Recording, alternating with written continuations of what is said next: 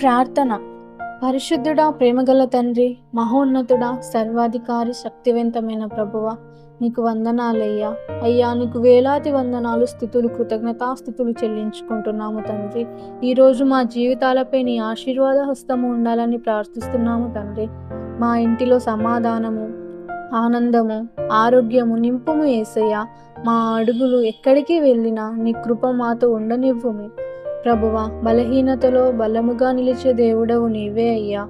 కన్నీళ్లలో ఓదార్పునిచ్చే తండ్రివి నీవే. మా కుటుంబమును ప్రతి అపాయము నుండి కాపాడుము తండ్రి. శత్రువు యోచనలు ఫలించకుండా నీ నిరీక్షణ గోడను మా చుట్టూ నిర్మించుము యేసయ్యా. మా చేతులు చేసే ప్రతి పనిని ఆశీర్వదించుము. ఉద్యోగాలలో అభివృద్ధి ఇవ్వుము.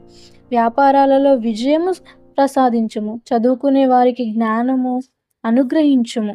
అప్పుల బాధలో ఉన్న వారికి మార్గము చూపుము. నిరాశలో ఉన్న హృదయాలకు కొత్త ఆశను కలిగించుము ప్రభువా. తండ్రి, మా ఇంటిలో ప్రేమను పెంచుము. కోపమును తొలగించి క్షమించే హృదయము ఇవ్వుము తండ్రి.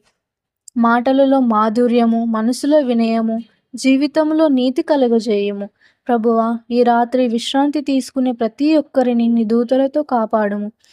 రోగులలో ఉన్న వారికి స్వస్థత ఇవ్వుము. బాధలో ఉన్నవారికి ధైర్యం ఇవ్వుము.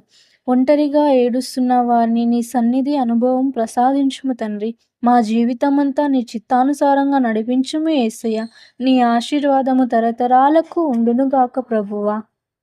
తండ్రి, ఈ ఇట్టి చిన్ని ఆరాధన నీ పాదాల చెంత పెట్టుకుంటూ యేసు నామంలో అడిగి వేడుకుంటున్నాను తండ్రి. ఆమేన్.